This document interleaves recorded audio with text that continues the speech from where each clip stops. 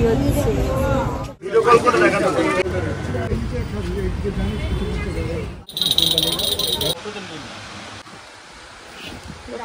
बोले तो 1000 रुपया बोले हैं कुछ बड़ा।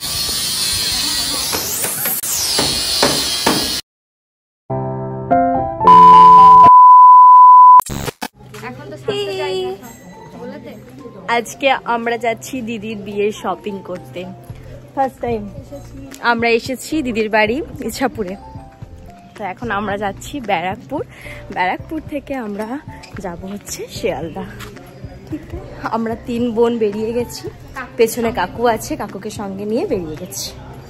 আমাদের ব্রাইড মানে আমাদের দিদি।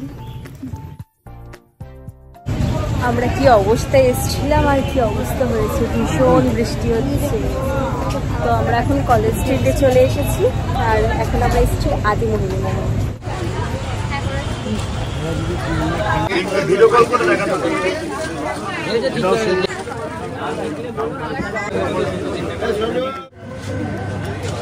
দিদির বিয়ে বেনারসি কেনার পর আমরা তত্ত্বের জন্য বেশ কয়েকটা শাড়ি নিয়েছিলাম আদিমোহিনী মোহনেরই গোডাউন থেকে। তারপর জামাইবাবুর জন্য আমরা পাঞ্জাবি দেখছিলাম, বাট ওখান থেকে পছন্দ না হয় আমরা ফিশ ফ্রাই খেয়ে চলে গেলাম আবার অন্য একটা মার্কেটে।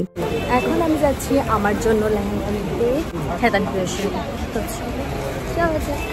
আর এখানে না ভীষণ ভিড়, এত ভিড় আর এত চারিদিকে দোকান, তোমরা তো জানোই যারা করতে থাকো, কিন্তু আমরা যেহেতু জানি না সেরকম, তো আমাদের একটু অসুবিধা হচ্ছে।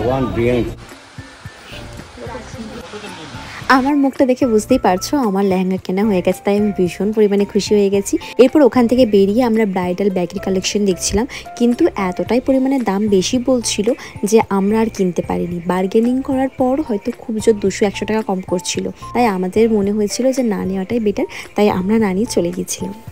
2000 years later. চলো আজকে আমরা যাচ্ছি গঙ্গা স্নান করতে দিদির বিয়ের জন্য। যাওয়া যাক।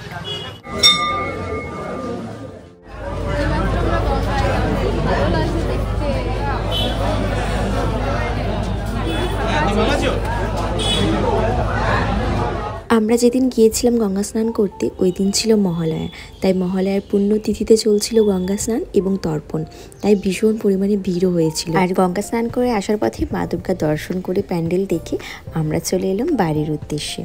আজ হচ্ছে আমাদের শপিং ডে 2 আর আজকে আমরা যাচ্ছি কাঁচরাপাড়া।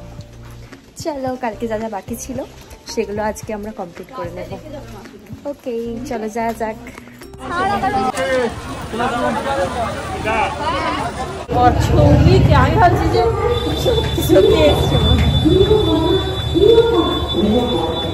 কাঁচরাপাড়াতে গিয়ে আমাদের সেরকম কোনো কালেকশনই ভালো লাগছিল না, শুধুমাত্র বোনের জন্য একটি শাড়ি কিনে নিয়ে আসি, তারপর বার্গার খেতে খেতে আরও অন্যান্য দোকানগুলো ভিজিট করতে থাকি, কিন্তু কোনো কিছু পছন্দ না হওয়ার কারণে দিশাহারা হয়ে বাড়ি চলে আসি। তারপর সকলে মিলে আমরা একটু ঘুরু ঘুরু করতে বেরিয়ে গিয়েছিলাম। চলো আমরা এখন যাচ্ছি গঙ্গার ঘাট।